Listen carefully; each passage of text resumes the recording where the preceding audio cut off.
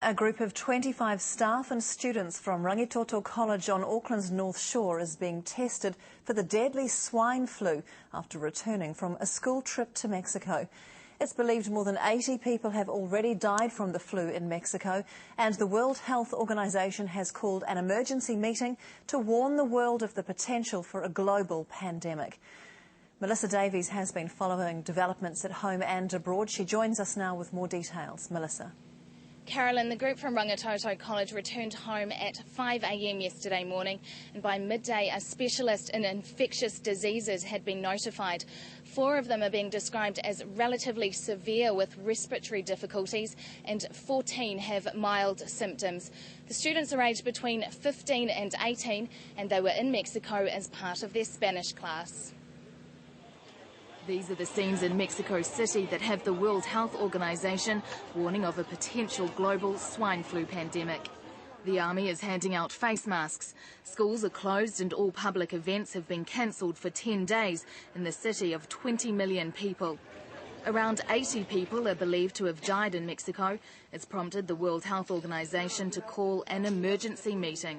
It is very important that all regions of the World Health Organization work with our countries to heighten surveillance so that we know exactly whether this new disease is causing, infection in human beings in countries other than the US and Mexico. But the outbreak is not contained to Mexico. There are now 11 confirmed cases in the United States and 10 other cases are being investigated.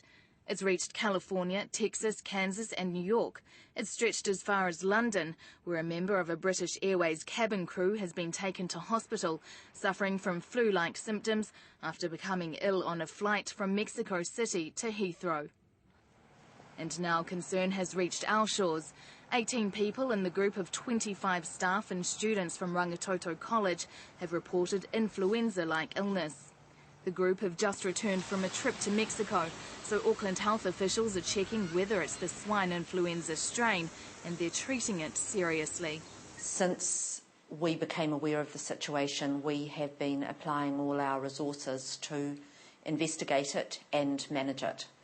Nurses have been speaking with people who have been in direct contact with the group to assess their health.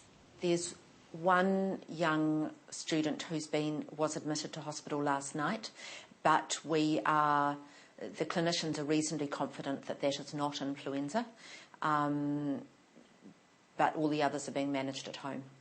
The Ministry of Health says it has put in place the initial stages of a pandemic response plan, and there's heightened awareness around flights from the western United States for people with influenza-like illness and severe pneumonia. In terms of the wider community, our advice is that people who are returning from Mexico who do have any symptoms that could be consistent with influenza need to contact their GP or their practice nurse and get further advice from them. In Japan, thermographic imaging equipment has been set up at airports to pick up passengers with unusually high temperatures. France has a crisis centre in operation to monitor the situation.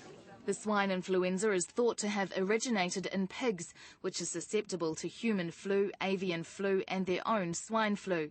All 3 forms can mutate with each other, swapping genes. The swine flu strain now circulating appears to have elements from all 3. Symptoms of influenza include a fever, body aches, cough, nasal congestion and sometimes diarrhoea and vomiting. Symptoms reported by 8 students at a private school in New York. 2 of the students had recently holidayed in Mexico. New York's health officials believe the flu has the potential to be widespread. You could be looking at 25% or more people affected, which is a significant number, a significant portion of people actually being incredibly ill and really overwhelming healthcare systems. Doctors here stress at the moment it's a situation localised to Mexico and the United States. But if it happened that we needed to give people some medications here, we do have quite a big stockpile of antiviral medication.